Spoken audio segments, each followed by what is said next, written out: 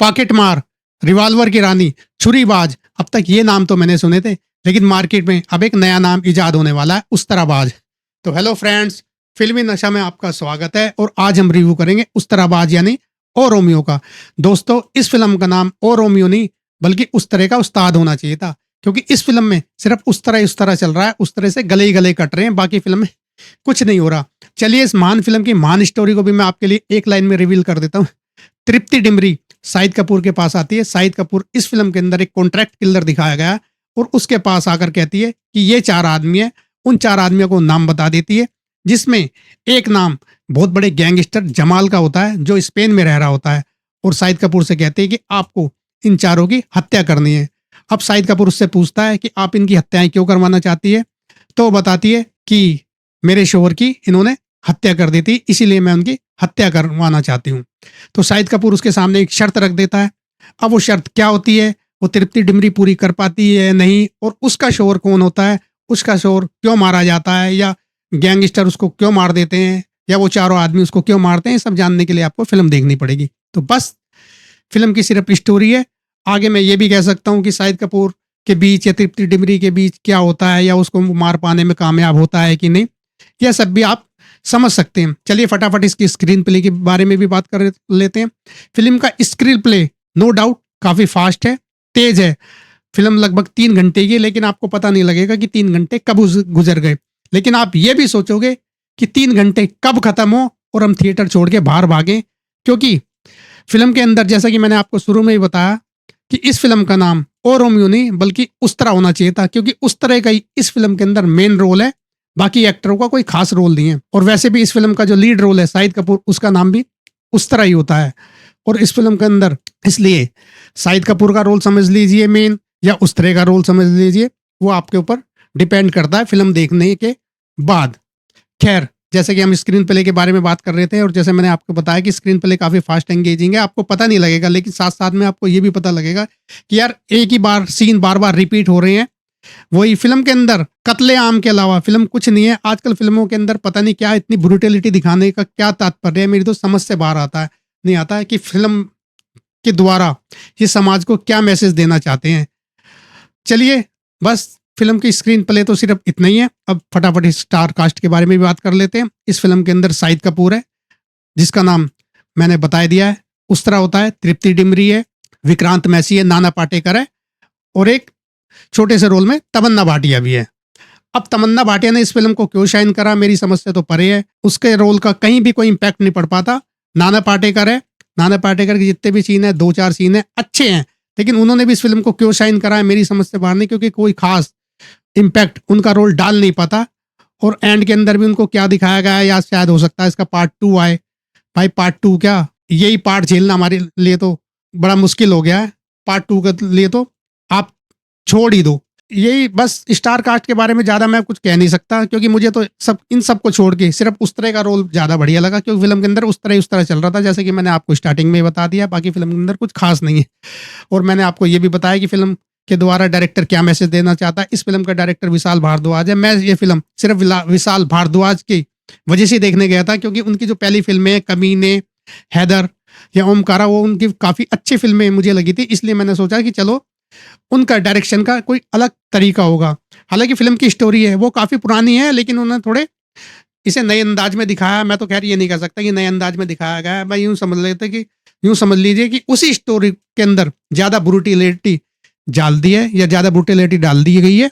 बाकी फिल्म के अंदर ऐसा कुछ खास है नहीं, बल्कि मैं तो सीन देख देख के मतलब इतना खून खराब है, मुझे तो ज़्यादा पसंद नहीं आया। ये फिल्म बच्चों के लिए तो खैर नहीं है, ए सर्टिफिकेट के लिए। लेकिन मैं ये कहना चाहूँगा कि ये फिल्म बच्चों के लिए तो छोड़ो, जो टीनेजर्स भी है ना, उनको भी इस फिल्म से 2 किलोमीटर दूर रहना चाहिए, क्योंकि वो भी फिल्म के से क्या सीख कर आएंगे, मेरी समझ से तो बाहर है। हालांकि मैंने कईयों के, जैसे कि मैंने सुना है कि कई लोगों को ये फिल्म बहुत अच्छी लग रही है, लेकिन मुझे पता लग गया कि उनको फिल्म क्यों अच्छी लग रही है। मुझे नहीं पता था कि आप समझ ही गए होंगे कि मैं क्या कहना चाहता हूँ, कि उनको फिल्म में क्या अच्छी लगी है, वो उन्होंने फिल्म के लिए इतना अच्छा क्यों बोला है, ये मुझे साफ पता चल रहा है, या ऑडियंस को भी पता लग गया होगा। बाकी कुछ ऑडियंस को फिल्म पसंद आ सकती है, उन लोगों को जो इस टाइप के लोग हैं। भाई मैं तो इस टाइप का इंसान हूँ, लेकिन मेरा काम तो फिल्म का रिव्यू करना है, तो मैं कर रहा हूँ। बाकी मुझे फिल्म कोई खास इम्पैक्ट डाल नहीं पाई। फिल्म के अंदर एक गाना है, नीचे पान की दुकान, गाने की उसकी लाइन तो ज़्यादा फिल्म थिएटर से निकलने के बाद याद नहीं रहेगी, लेकिन हाँ, थिएटर के अंदर गाना देखने में मज़ा आया। शाहिद कपूर का डांस बहुत बढ़िया, डांस देखने में मज़ा आया। एक फिल्म आई थी मार्को, वो फिल्म फिर भी झिल गई। पता नहीं ब्रूटिलिटी आजकल दिखाने का क्या फैशन चल गया फिल्म के अंदर, मेरी तो समझ से परे है। ये केजीएफ ने और एनिमल्स ने स्टार्ट करा है, हम ऐसा कह सकते हैं, लेकिन उन फिल्म का आप स्टोरी तो देख लीजिए, उन फिल्म के गाने तो देख लीजिए, उन फिल्म का डायलॉग तो देख लीजिए।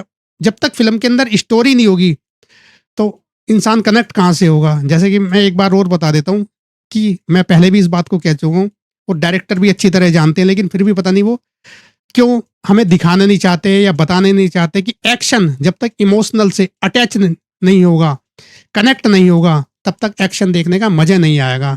और एक्शन अब पहले जैसे तो रहे नहीं, बस एक्स के अंदर ब्रुटैलिटी भर दो, गले काटो, हाथ पैर काटो, गोलियां मारो। और इस फिल्म के अंदर सबसे बड़ी कमियां तो मुझे बहुत सारी नजर आई। हालांकि ये 90 के दशक की फिल्म दिखाई गई है कि आजकल के हमारे बॉलीवुड वाले भी अपने आप को भगवान समझने लग गए हैं।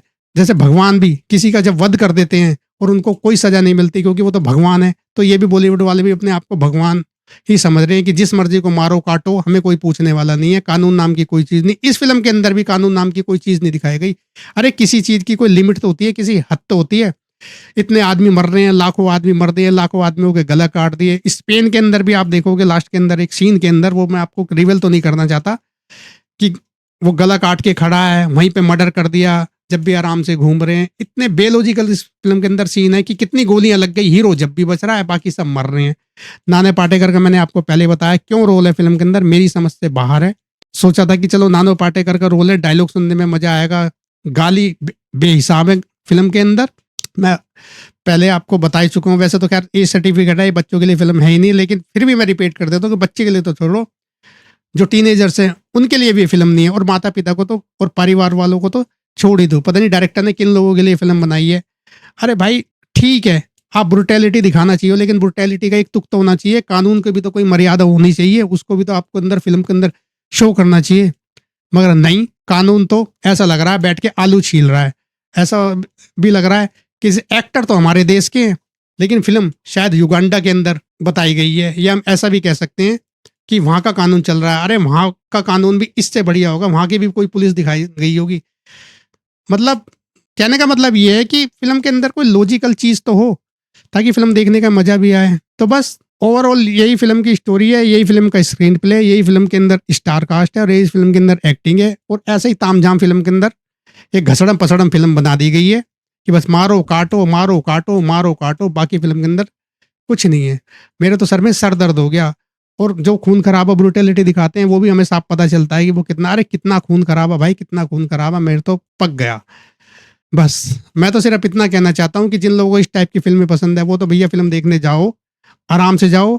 और ऐसे टाइप के लोगों को तो ये फिल्में पसंद आ सकती है। बाकी पारिवारिक फिल्म के लिए तो पारिवारिक लोगों के लिए तो फिल्म बिल्कुल भी नहीं है, 2% भी नहीं है, 5% भी नहीं है। और मैं आपको फिर एक बार बता देता हूँ कि आप जैसे लोगों के रिव्यू पर जा रहे हैं कि मास्टरपीस है, जहरीली फिल्म है, डायरेक्शन और एक्टर का ऐसा कॉम्बिनेशन दिखाया गया है, ये है फिल्म इस साल की 2026 की सबसे बेस्ट फिल्म है, तूफान फिल्म है, वगैरह वगैरह, वो आप फिल्म देखकर जब आओगे तो मुझे कमेंट में जरूर बताना कि मैं कितना सही हूँ और मैं कितना गलत हूँ। हालांकि मैं आपको पहले भी बता चुका, ये सिर्फ मेरे रिव्यूज होते हैं, जैसा मुझे फिल्म लगती है मैं अपने रिव्यूज देता हूँ, अपने व्यूज देता हूँ।